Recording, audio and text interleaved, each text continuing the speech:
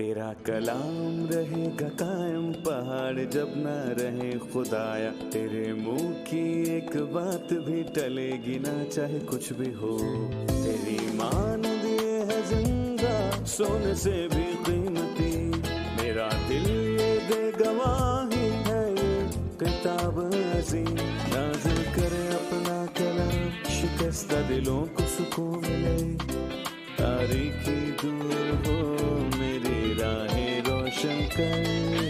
दिल अपना कलाम कसरत से ए खुदा बदल दे, रिहाई दे कसरत से फल मिलाओ। कलाम रहेगा कायम पहाड़ जब ना रहे खुदाया, तेरे मुंह की एक बात भी टलेगी ना चाहे कुछ भी हो। अजीज नाजरीन, मैं अयाद ज़रीफ आप सब देखने वालों को हमारे रोज़ के बाइबली मुतालिया प्रोग्राम की इस नई किस्त में खुशामदीद कहता हूँ। इस प्रोग्राम में हम बाइबल मुकद्दस की तमाम किताबों यानी पैदाइश से मुकाशफा तक हर सोमवार से जुमा रोज़ाना की बुनियाद पर आपके लिए मुताला पेश करते हैं। और आज हम अहबार की किताब का मुताला करेंगे, लेकिन प्रोग्राम के आगाज़ में मैं खुदा के खादिम भाई यूसुफ रियाज को खुशामदीद कहूँगा। बहुत शुक्रिया भाई। साथ ही हमारे दीगर मेहमानों को भी खुशामदीद।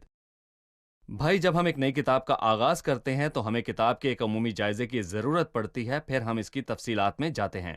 हमें मुसन्निफ, सने तसनीफ, किताब के नाम और इसकी तकसीम के बारे में मालूमात की ज़रूरत पड़ती है। लिहाजा आप तौरात में से अहबार की किताब का जायजा दें। जी हाँ, बिल्कुल। तौरात बाइबल के आगाज में वाक़ई है। मैं यूं कहूँगा कि ये पहली ईंट है जो खुदा ने अपने बंदे मूसा को दी ताकि वो लोगों को छुड़ाए, और फिर इसके बाद बाइबल आगे बढ़ती है और फिर हमें उन चीज़ों के बारे में बताती है, वो अहम चीज़ें जिनसे आज हम महजूज हो रहे हैं। ये तीसरी किताब है और इसके बाद हम देखेंगे कि लावी अपने खानदान में तीसरा बेटा था, और हम ये भी देखेंगे कि ये नाम अहबार की किताब से ही अक्स किया गया था और ये तीसरा बेटा है, और अहबार भी तीसरी किताब है। जब हमें बताया गया और खुदावंद ने खैमा इज्तिमा से मूसा को बुलाकर कहा कि खैमा इज्तिमा भी 3 हिस्सों पर मुश्तमिल है, और खैमा इज्तिमा का तीसरा हिस्सा पाकतरीन मुकाम था, और खैमा इज्तिमा में पाकतरीन मुकाम मुकाब शक्ल का था, लंबा, चौड़ाई और ऊंचाई बराबर थी, जिसमें सब कुछ पाक था, और वो इसके बारे में बात करता है जो कि एक कलीदी लफ्ज़ है जिसे हम देखेंगे। जैसा कि हम किताब में पढ़ते हैं, ये एक कलीदी लफ्ज़ है, और ये भी खूबसूरत बात है कि ये किताब छुटकारे के फौरन बाद आती है। गोया खुदा ने अपने लोगों को छुड़ाया ताकि उसके लोग उसकी कुर्बत में उसके साथ महसूस हो सकें, क्योंकि खुदा मोहब्बत है। सही, शुक्रिया। अब हम स्क्रीन पर कुछ देखेंगे और आप हमें किताब का तारुफ बयान कीजिए, लेकिन उससे पहले हमें किताब के उन्वान के बारे में ज़रूर बताइए। मैं यहाँ पर ये कहना चाहूँगा कि हफ्तादी तर्जमे में इस किताब को अहबार का नाम दिया गया, मतलब इब्रानी तौरात में इसको अहबार नहीं कहा जाता, लेकिन तीसरी सदी में जब इसका यूनानी में हफ्तादी तर्जमा किया गया तो इसको अहबार कहा गया, और किसी ने कहा है कि लावियों का जिक्र ज्यादा गिनती की किताब में किया गया है, और ये किताब लावियों से ज्यादा काहिनों के बारे में बात करती है, लेकिन इब्रानी के मुताबिक इसका उन्वान इस किताब का पहला लफ्ज़ है। मेरा कहने का ये मतलब है कि पहला लफ्ज़ और कहा जाता है। ये तौरात का एक किरदार है। तौरात की हर किताब का नाम उसके पहले लफ्ज़ से शुरू होता है। मिसाल के तौर पर पैदाइश बरशीत से शुरू होती है, जिसका मतलब है इब्तिदा, लेकिन खरूज की किताब का नाम नामों से शुरू किया जाता है, और वो नाम ये हैं जो असल इब्रानी में लिखे गए हैं। लिहाजा असली इब्रानी नाम और कहा जाता है, लेकिन हफ्तादी यूनानी तर्जमे में इसे अहबार कहा गया। बिल्कुल ठीक है। इसका मुसन्निफ मतलब मूसा हमें बताता है जो अहकाम खुदावंद ने कोहे सीना पर बनी इसराइल के लिए मूसा को दिए वो यही हैं, और जैसा कि आपने अभी कहा कि हम जानते हैं कि हमारे पास मूसा की लिखी गई पहली 5 किताबें हैं, और लुका के 16वें बाब में हमें बताया गया है कि उनके पास मूसा और अंबिया तो हैं, और जितनी बातें मेरे बारे में लिखी गई हैं पूरी हों। और एक और बात है जो ये साबित करती है कि मूसा मुसन्निफ है। जब हम अहबार 18:5 और रोमियो के 10:5 का मुआजना करते हैं तो पालूस रसूल कहता है कि मूसा ने लिखा कि जो शख्स उस रास्तबाजी पर अमल करता है जो शरीयत से है, वो उसी की वजह से जिंदा रहेगा। और जब आप अहबार की 18वें बाब की 5वीं आयत को पढ़ते हैं तो वहां लिखा है कि जिन पर अगर कोई अमल करे तो वो इन्हीं की बदौलत जीता रहेगा। और ये वाज़ेह सबूत है कि अहबार की किताब को लिखने वाला और कोई नहीं, बस मूसा है। बेशक इस जुमले के कई दफा बार बार आने के अलावा और खुदावन ने मूसा से कहा, जी खुदावन ने मूसा को बुलाया, सही। और किताब में खुदावन ने मूसा से कहा। फिर किताब का इख्तिताम इन अल्फाज से होता है, तूने कहा। जो अहकाम खुदावन ने कोहे सीना पर बनी इसराइल के लिए मूसा को दिए वो यही हैं। मूसा मुसन्निफ है। खुदावन ने मूसा से कहा कि इसका जिक्र 36 दफा आया है और इस किताब में मूसा का जिक्र 50 मर्तबा आया है। सही। भाई यूसुफ, ये कब लिखी गई थी? लिखने का वक्त मेरा मतलब है कि इनको मिस्र से बाहर आने के बाद मूसा ने कोई सीना के बियाबान में इन किताबों को लिखा। सने तहरीर तकरीबन 1440 कबलस मसीह है और दर्ज किए गए वाकयात वो हैं जो खैमा इज्तिमा के कयाम के बाद खरूज के दूसरे साल पहले महीने में हुए थे और खैमा इज्तिमा का कयाम हो चुका था। खुदावंद ने खैमा इज्तिमा में मूसा को बुलाया और तकरीबन उसी वक्त मूसा ने ये कीमती किताब लिखी होगी और यही सच है। अब हम उन्वान, मुसन्निफ और लिखने का वक्त जान चुके हैं, हत्ता के यहाँ बहुत सी ऐसी कोशिशें हो सकती हैं जो कहती हैं कि अहबार का मुसन्निफ मूसा नहीं, ना ही उन 5 किताबों का जिन्हें मूसा ने लिखा, लेकिन नए अहदनामे में हमें इशारे मिलते हैं कि मूसा ने लिखी। हर बात पर तवज्जो ना दें क्योंकि वो कहते हैं कि खुदा बाइबल का माखिज नहीं है और इसलिए ये अफसोस की बात है और वो उसके सामने जवाबदेह होंगे जो जिंदों और मुर्दों की अदालत करने लेकिन वाला नाजरीन है। को यकीन दिलाने के लिए मुझे नए अहदनामे से हवाले बताइए जो ये कहते हैं कि मूसा ने ये किताबें लिखी। रोमियो 10:5 में लिखा है, चुनांचे मूसा ने ये लिखा कि जो कोई शख्स उस रास्तबाजी पर अमल करता है जो शरीयत से है तो वो उसी वजह से जिंदा रहेगा। ये हवाला अहबार के 18वें बाब की 5वीं आयत से है। शुक्रिया। हम यहाँ एक वक्फा लेंगे और फिर दोबारा हाजिर होंगे।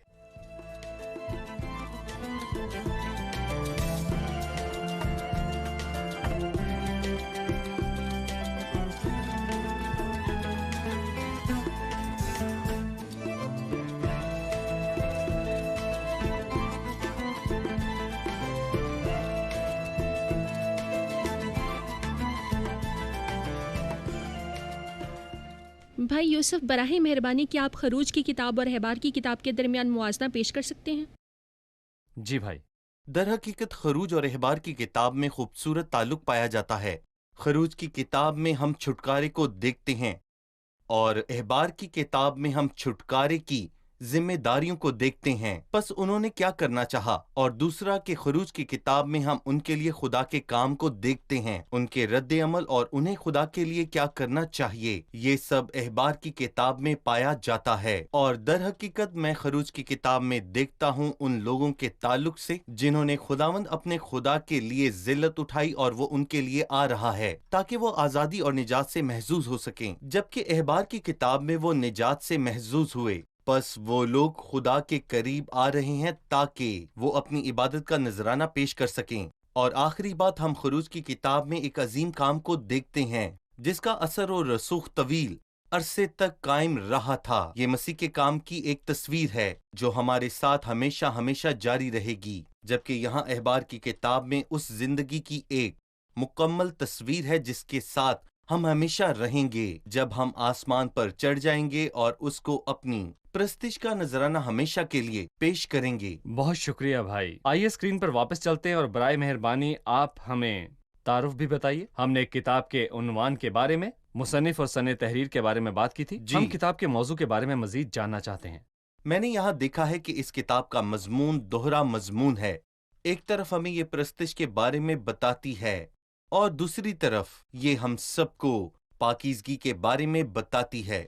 और ये समझना बहुत जरूरी है कि नापाक जिंदगी के साथ इबादत नहीं हो सकती क्योंकि खुदा पाक है। खुदा चाहता है कि हम अपने आप को धोकर पाक और साफ करें। अपने बुरे कामों को मेरी आंखों के सामने से दूर करो और बदफेली से बाज आओ। इसलिए पहले बाब से लेकर 10वें बाब तक हम इबादत के बारे में देखते हैं, लेकिन आखिर तक पाकीज़गी है। हम बहुत सी किताबों में तलाश करते हैं मसीह के बारे में, یہ واضح ہے کہ پرانے عہد نامے کی کتابوں میں مسیح کے بارے میں پیشن گوئیاں کی گئی ہیں، لیکن اس کتاب میں ہم کہاں تلاش کرتے ہیں؟ قربانیاں اور نظریں، ہمارے پاس 4 خون کی قربانیاں ہیں، سلامتی کا ذبیحہ، اور پھر اس کے بعد خطا کی قربانی، اور پھر جرم کی قربانی، جو کہ مسیح کی موت کو مختلف پہلوؤں سے بات کرتا ہے۔ اور ہمارے پاس میدے کے نذرانے کے نام سے بھی ایک نذرانہ موجود ہے، جو مسیح کی زندگی اور انسانیت کی تصویر ہے، اور یہ ہماری ایجاد ہے۔ لیکن جب آپ عبرانیوں کی کتاب کے 10ویں باب کو پڑھتے ہیں، اس لیے وہ دنیا میں آتا ہوا یہ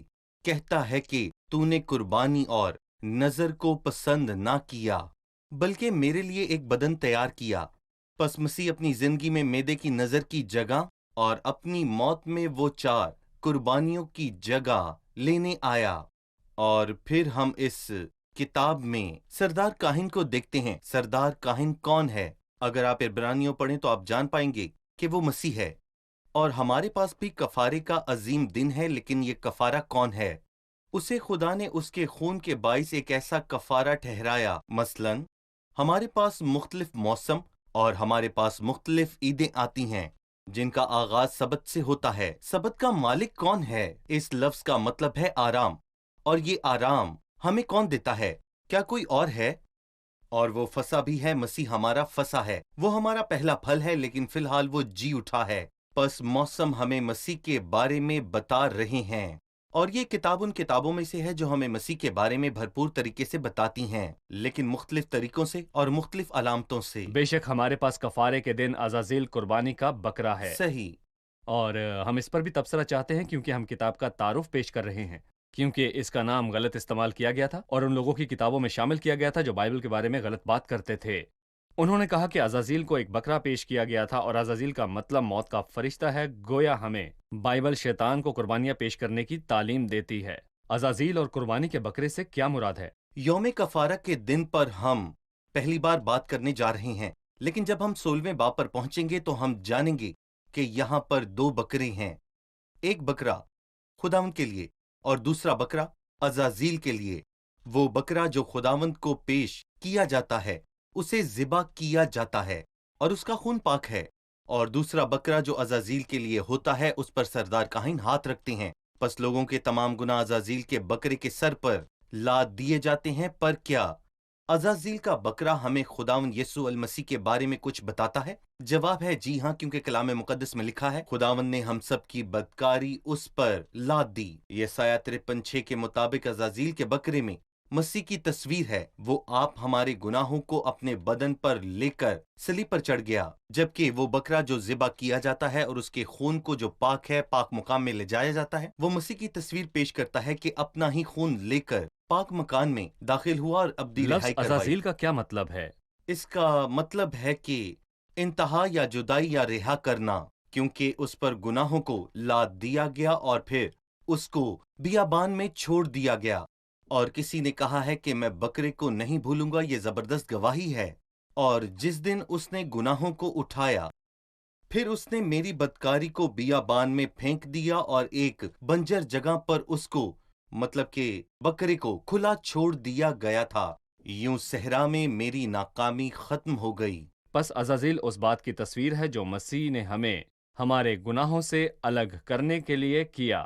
اس نے ہمیں ہمارے گناہوں سے جدا کیا۔ صحیح۔ وہ تنہائی یا مٹانے کا بکرا ہے، لیکن عزازیل نہیں، اس کا کوئی کام نہیں تھا۔ صحیح۔ عزازیل شکریہ۔ کا ذکر تو بائبل میں بھی بائبل نہیں میں ہے۔ ایسا کچھ نہیں جسے عزرائیل کہا گیا ہو۔ تو پھر چلیے اس کتاب کا تعارف دیکھنے کے لیے واپس اسکرین پر آتے ہیں کہ یہ کتاب کیسے ہم سے مسیح کو متعارف کرواتی ہے۔ آئیے اس کی صحیح۔ کلیدی آیت پر جاتے ہیں۔ اس کتاب کی کلیدی آیت کیا ہے؟ کلیدی آیت بہت ہی اہم ہے، اس لیے اپنے آپ کو مقدس کرنا اور پاک ہونا، کیونکہ میں قدوس ہوں۔ اور اس لیے میں نے آپ سے پہلے بھی کہا تھا کہ پاکیزگی وہ ہے جس کے بغیر کوئی بھی خدا کو نہیں دیکھے گا، اور اس کے علاوہ عبادت بھی نہ ہوگی۔ لیکن میں خدا کو نہیں دیکھوں گا اور خدا بھی نہیں دیکھے گا۔ نئے عہد نامے میں پاکیزگی کو کم نہیں کیا گیا جو پرانے عہد نامے میں ہوا تھا، اور اس لفظ کا ذکر 90 مرتبہ آیا ہے، اور اس کے بارے میں ہم بعد میں بات کریں گے۔ لیکن میں کہنا چاہتا ہوں کہ نئے عہد نامے میں پاکیزگی کا معیار کم نہیں کیا گیا۔ ہمیں پہلے پطرس کے پہلے باب میں کیا کہا گیا ہے کہ پس جس طرح تمہارا بلانے والا پاک ہے، اسی طرح تم بھی اپنے سارے چال چلن میں پاک بنو۔ یہاں پر 2 چیزیں شامل کی گئی ہیں، اس نے احبار میں کہا پاک بنو جس طرح میں پاک ہوں، لیکن پترس میں اس نے کہا پاک بنو جس طرح تمہارا بلانے والا پاک ہے۔ اور ہم سب کو اس کی مانند ہونا چاہیے، اور دوسری بات بلکہ اپنے سارے چال چلن سے پاک بنو جیسے تمہارا بلانے والا پاک ہے۔ اور مجھے اپنے پورے دل سے یقین ہے کہ ایک عقل رکھنے والا شخص یہ جانتا ہے کہ ہمارا خدا پاک اور بازرگ خدا ہے، اور وہ چاہتا ہے کہ ہم بھی پاک بنیں۔ ایسا نہ سوچیں کہ آپ خدا کو مائل کر لیں گے، سوائے کفارے کی بنیاد کے، کیونکہ خدا بدی کو نہیں دیکھ سکتا، کیونکہ وہ پاک اور زندہ خدا ہے جو بدی کو کسی صورت نہیں دیکھ سکتا۔ لفظ پاکیزگی سے کیا مراد ہے؟ مطلب کہ پاکیزگی کا مطلب صرف پانی سے دھلنا ہے؟ کیا پاکیزگی کا مطلب یہ ہے کہ کوئی اپنے ہاتھ، پاؤں یا آنکھیں دھو لے؟ کیا پانی پاک کرتا ہے؟ کیا قربانیاں انسان کو پاک کرتی ہیں؟ میں جاننا چاہوں گا پاکیزگی کا کیا مطلب ہے بھائی؟ مذہب ہمیں تعلیم دیتا ہے، مذہب ظاہری تصور پر زور دیتا ہے۔ اس لیے فریسی مسیح کے دنوں میں جب کوئی بغیر ہاتھ دھوئے ایک خاص انداز میں کھانا کھاتا تو وہ ٹھوکر کا باعث بنتا تھا، اور یہ اس وقت کا قانون تھا۔ اس معاملے میں دل کی پاکیزگی چاہیے۔ مبارک ہیں وہ جو دل کے پاک ہیں۔ دل پانی سے دھویا نہیں جا سکتا، لیکن مجھے خدا سے دعا کرنی ہے، اے باپ میرے اندر پاک دل پیدا کر اور میرے باطن میں اثر نو مستقل روح ڈال۔ اگر آپ دیکھیں تو لوگوں کے ہاتھ صاف ہوں گے اور ان کے کپڑے بھی صاف ہوں گے، لیکن ان کے دل ناپاک ہوں گے۔ خدا ظاہری صورت سے دھوکہ نہیں کھاتا اور نہ ہی کسی اور چیز سے، اور ہم ان کی مانند ہوں گے جن کے بارے میں مسیح نے متی کے 23ویں باب میں یہ کہا کہ تم سفیدی پھری قبروں کی مانند ہو، باہر سے ہر چیز ٹھیک نظر آتی ہے لیکن اندر ہڈیاں اور ناپاکی ہے۔ کسی نے پاکیزگی کی تعریف اس طرح کی کہ یہ خدا کے جوہر کی متعلق کمال کی حالت ہے، اور جلال کی تعریف خدا کی شخصیت کے صحیح۔ متعلق شان و شوکت کی حالت ہے۔ گویا پاکیزگی خدا ہے۔ خدا اپنی حضوری میں کسی ایسے کو قبول نہیں کرتا جو اس سے کم پاک ہو۔ خدا کے سامنے کون کھڑا ہو سکتا ہے؟ اس لیے یہ سب کے لیے ناممکن ہے جب تک مسیح ہمارا درمیانی نہ بن جائے۔ صلیب پر اپنے کام سے اس نے ہمیں خدا کی حضوری میں پہنچایا۔ کسی نے قوت میں بھی موازنہ کیا ہے۔ خداوند نے بلایا، اور میں نے سنا یہ قوت خدا سے تعلق رکھتی ہے، اور ہم سب یہ کہتے ہیں کہ خداوند خود مختار ہے، وہ خود مختار ہے اور واحد ہے، اور یہ صحیح۔ 2 دفعہ زبور کی کتاب میں ہے، لیکن جب وہ خدا کی پاکیزگی کا ذکر کرتا ہے تو وہ 3 دفعہ کہتا ہے مقدس، وہ قدوس ہے، مقدس، وہ قدوس مقدس۔ ہے، وہ قدوس ہے۔ صحیح۔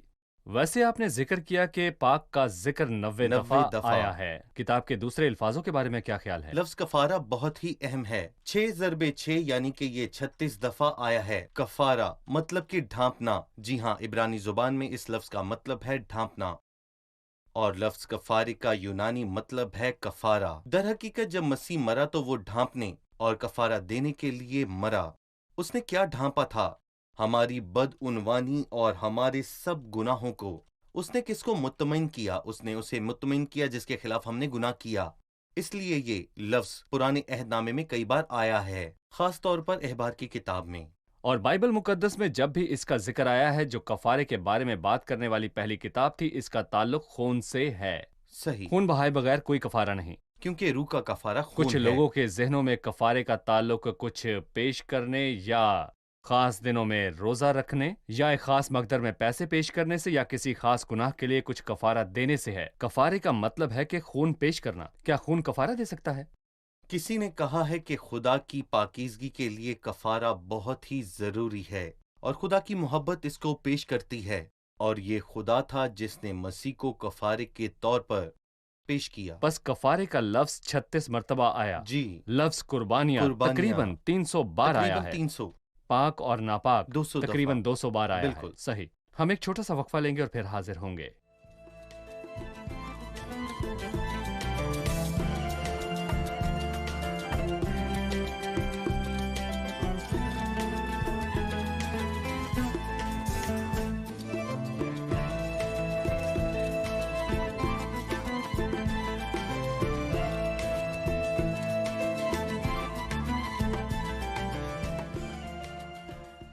ہم احبار کی کتاب کا شریعت کی دوسری کتابوں کے ساتھ تعلق دیکھنا چاہتے ہیں۔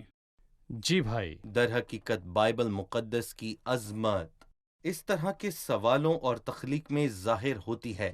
پیدائش کی کتاب ابتدا کی کتاب ہے۔ پیدائش کی کتاب کے آغاز میں جب انسان گر گیا، لیکن افسوس کی بات یہ ہے کہ اس کتاب کے آغاز میں جب خدا سب کچھ دیکھتا ہے تو وہ یہ کہتا ہے کہ سب اچھا ہے، لیکن کتاب کے آخر میں ہم یہ دیکھتے ہیں کہ عظیم یوسف مر گیا اور انہوں نے اس کی لاش میں خوشبو بھری اور اسے مصر کے تابوت میں رکھا۔ انسان کے گرنے کے بعد گناہ داخل ہوا اور شرمناک زوال کتاب کے آخر میں آتا ہے۔ لوگ ذلیل ہونے والے غلام بن گئے، لیکن خدا کا شکر ہو جس کے خون سے ہمیں چھٹکارا ملا، اور یہ خدا کے خون کی بدولت ہوا۔ اس نے اپنے لوگوں کو چھڑایا اور یہی خروج کی کتاب میں ہمیں ملتا ہے۔ مگر تمام چھڑائے ہوئوں کو کیا کرنا چاہیے؟ انہیں شکر گزاری اور عبادت کے ساتھ خدا کی حمایت کی طرف لوٹنا چاہیے، اور یہی احبار کی کتاب میں ہے۔ لیکن یہی کام مقدسین کے اندر ہی نہیں ہونا چاہیے، بلکہ یہ کام کیمپ کے باہر بھی ہمیں کرنا ہے۔ اس لیے گنتی کی کتاب اس کے بارے میں بات کرتی ہے۔ پس خدمت سے پہلے عبادت ہے، پر ایسا کیوں ہے؟ کیونکہ خدا کا حصہ انسان کے حصے سے ہمیشہ پہلے آتا ہے، اور یہی گنتی کی کتاب میں ہے۔ لیکن اس سے پہلے کہ ہم خدمت کریں، ہمیں عبادت کرنی ہے۔ اور پھر پہلے پطرس کے دوسرے باب میں ہمیں یہ بتایا گیا ہے کہ قربانیاں پیش کرنے کے لیے پاک کہانت ہے، پھر شاہی کہانت ہے جس کا اعلان ہم کر سکتے ہیں۔ ہم دونوں ہی کر سکتے ہیں، لیکن سب سے پہلے ہمیں اپنی خدمت کا آغاز پاک کہانت سے کرنا ہے۔ خدا کا حصہ خدا پہلے۔ کا حصہ پہلے۔ کسی نے کہا ہے کہ احبار کی کتاب لاویوں کی بجائے کاہنوں کے بارے میں زیادہ بات کرتی ہے، اور گنتی کی کتاب میں ہم لاویوں کے بارے میں کافی دفعہ پڑھتے ہیں، کیونکہ احبار کی کتاب پرستش کی کتاب ہے، اور پرستش کا کام کاہنوں کا کام ہے، جبکہ لاویوں کا کام خدمت کرنا ہے، اور یہی گنتی کی کتاب کا مضمون بھی ہے۔ اور پھر آخر میں ہم استثنا کی کتاب کو دیکھتے ہیں، اور یہ خوبصورت بات ہے کہ اس کا اختتام 5 حصوں پر ہے، کیونکہ یہ کتاب فرما برداری کی ہے، برکات اور نافرمانی کی لعنت۔ اس کتاب میں فرما برداری کو واضح طور پر بتایا گیا ہے، جبکہ اس میں لعنت کا بھی ذکر پایا جاتا ہے۔ فرما بردار شخص جو زمین پر چلا اور بہت سے معجزات بھی دکھائے، وہ مسیح ہے جس کی فرما برداری اور آزمائش لاسانی طور پر ظاہر ہوئی۔ جب شیطان نے اس سے یہ کہا کہ حکم دے کہ یہ پتھر روٹیاں بن جائیں، تو مسیح نے اسے جواب دیا کہ انسان صرف روٹی سے ہی جیتا نہ رہے گا، بلکہ ہر اس بات سے جو خدا کے منہ سے نکلتی ہے۔ شکریہ بھائی۔ موسیٰ کی 5 کتابوں میں تعلق بتانے کے لیے میرا صرف ایک سوال باقی ہے، جو کہ احبار کی تقسیم کے حوالے سے ہے۔ اس بارے میں ہم اسکرین پر دیکھتے ہیں اور آپ ہمیں اس کی وضاحت فرما دیجیے۔ جیسے کہ یہاں ظاہر ہے کہ احبار کی کتاب یہاں پر 2 حصوں پر تقسیم کی گئی ہے، اور ہم دیکھتے ہیں پہلا حصہ پہلے باب سے 10ویں باب تک ہے، اور دوسرا حصہ 11ویں باب سے 27ویں باب تک ہے۔ پہلی تقسیم کا موضوع خدا کے قریب آنا ہے، اور دوسرے حصے کا موضوع پاکیزگی سمجھی جاتی ہے، اور ہم دہراتے ہیں کہ ہم خدا کے قریب چلے جائیں، لیکن ہمیں خوبصورتی کے ساتھ خدا کے پاس اس پاکیزہ حالت میں جانا ہے تاکہ کفارہ ہو سکے، کیونکہ میں اپنی کمزوریوں کے ساتھ اس کے پاس نہیں جا سکتا، مجھے کفارے کی ضرورت ہے۔ پہلی تقسیم پہلے باب سے 10ویں باب تک 2 حصوں میں ہے۔ پہلے باب سے 7ویں باب تک مختلف قربانیاں ہیں، 4 خون کی قربانیاں اور پھر میدے کی نذر ہے، جبکہ 8ویں باب سے 10ویں باب تک یہ سب کہانت کے بارے میں بات کرتے ہیں جو ان قربانیوں کو یہاں پیش کرتے ہیں، جبکہ پاکیزگی کا حصہ 3 حصوں میں تقسیم کیا گیا ہے۔ 11ویں باب سے 15ویں باب تک پاکیزگی کی بنیاد ہے، اور 16ویں باب میں جو کہ یوم کفارہ بھی سمجھا جاتا ہے، اور اس کے بعد پاکیزگی کے قوانین ہیں جو باب 17 سے 27 تک جاتے ہیں، جن کے بارے میں تفصیل سے بتایا گیا ہے۔ شکریہ اس خوبصورت معلومات کے لیے۔ خداوند آپ کو برکت دے۔ ہم نے آپ سے بہت فائدہ سارا جلال اٹھایا۔ اس کو ملے۔ خدا کے دائرہ کار میں ہم کتنے امیر ہیں، جیسے کہ ہم احبار کی کتاب کی دہلیز پر ہیں۔ ہم پروگرام کے اختتام پر ہیں۔ آئیے مہمانوں سے رائے جانیں۔ آج آپ نے احبار کی کتاب کے تعارف سے کیا سیکھا؟ جیسا کہ ہم جانتے ہیں کہ احبار کی کتاب اور بائبل مقدس کی تمام کتابیں بائبل کے موضوع اتحاد کا اعلان کرتی ہے اور مسیح کے آنے والے کاموں کو بیان کرتی ہے۔ کیونکہ مسیح کی گواہی نبوت کی روح ہے۔ اگر ہم خروج اور احبار میں موازنہ کرنا چاہتے ہیں تو ہم دیکھیں گے کہ خروج چھٹکارے اور خدا کے ایک عظیم کام کے ذریعہ لوگوں کے پاس آنے کے بارے میں پڑھتے ہیں، جو کہ صلیب پر مسیح کا کام ہے، اور یہ ایک جاری کام ہے جو ہمیشہ ہمیشہ جاری رہتا ہے۔ احبار میں ہم چھٹکارے کی ذمہ داریوں کے بارے میں دیکھتے ہیں اور ایک جاری کام کے ذریعے خدا کے پاس آنے کو دیکھتے ہیں، جس کا آغاز یہاں زمین پر ہوگا۔ ہم مسیح کو اس کتاب میں دیکھتے ہیں، لیکن علامتی طور پر میدے کا نذرانہ جو کہ مسیح کی انسانیت کے بارے میں بات کرتا ہے، اور قربانیاں مسیح کی موت کے پہلو کے بارے میں بات کرتی ہیں، اور یوم کفارہ کا دن اور وہ کفارہ ہے۔ یہ یہاں فسح کے بارے میں بات کرتی ہے اور مسیح ہمارا کفارہ ہے۔ شکریہ، خدا آپ کو برکت دے بھائی، آپ خدا کا آپ بھی کو برکت شکریہ۔ دے۔ عزیز ناظرین، شیطان لوگوں کے ذہنوں میں ڈالتا ہے کہ خدا ان سے بہت دور ہے، لیکن بائبل مقدس کا مکاشفہ ہمیں بتاتا ہے کہ خدا وہ ہے جس نے انسان کو بلایا اور اس سے بات کی۔ پیدائش کی کتاب کا پہلا لفظ خدا نے کہا۔ خدا ایک بولنے والا خدا ہے۔ اس زمانے کے آخر میں ہم سے بیٹے کی معرفت کلام کیا، جسے اس نے سب چیزوں کا وارث ٹھہرایا۔ اس نے انسان کو بنایا، لیکن انسان گر گیا، لہٰذا اس نے اس کے لیے چھٹکارے کا انتظام کیا۔ فسح کا برہ محض مسیح کی علامت تھا، ہمارا فسح جو ہمارے لیے قربان ہوا۔ جیسا کہ ہم نے سنا کہ وہ چھڑائے گئے، انہیں عبادت میں اس کے پاس جانا چاہیے، اسی لیے خدا نے موسیٰ کو بلایا اور خیمہ اجتماع میں اس سے بات کی۔ خدا وہ ہے جس نے پہلا قدم اٹھایا اور اپنے پاس آنے کے لیے راہ تیار کی۔ خدا اپنی حضوری میں انسان کے ساتھ خوش ہے۔ خدا انسان سے دور ہے اور اس کی پرواہ نہیں کرتا، ایسا شیطان کہتا ہے، لیکن ایسا نہیں ہے۔ جی ہاں، خدا نے اپنے پاس آنے کا ایک راستہ تیار کیا، جو کہ پرانے عہد نامے میں قربانی تھا۔ مسیح عظیم قربانی بننے کے لیے آیا، جو خدا کے پاس جانے کا واحد راستہ ہے۔ کوئی بھی جو خدا کے پاس آنا چاہتا ہے اور اس کے سامنے کھڑا ہو کر دعا کرنا چاہتا ہے، دعائیں نہیں سنی جائیں گی یا قبول کی جائیں گی سوائے یسوع کے، جو خدا تک رسائی کا واحد راستہ ہے۔ عزیزو، مسیح نے کہا، راہ، حق اور زندگی میں ہوں، کوئی میرے وسیلے کے بغیر باپ کے پاس نہیں جا سکتا۔ خدا نے اپنے دل کو کھولا، وہ انسان کو اپنی حضوری میں خوش آمدید کہتا ہے۔ ان الفاظ کے ساتھ اگلی قسط میں آپ سے پھر ملاقات ہوگی۔ خدا آپ سب کو برکت دے۔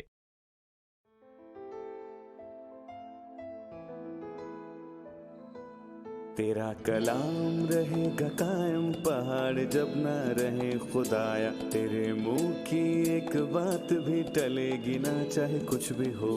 تیری مان دیے ہے زندہ، سونے سے بھی قیمتی، میرا دل یہ دے گواہی ہے، یہ کتاب عظیم نازل کرے اپنا کلام، شکستہ دلوں کو سکون ملے، تاریکی دور ہو میری راہیں روشن کر، دل اپنا کلام کثرت سے اے خدا بدل دے، رہائی دے کثرت سے پھل ملاؤ۔ کلام رہے گا قائم، پہاڑ جب نہ رہے خدایا، تیرے منہ کی ایک بات بھی ٹلے گی نہ، چاہے کچھ بھی ہو۔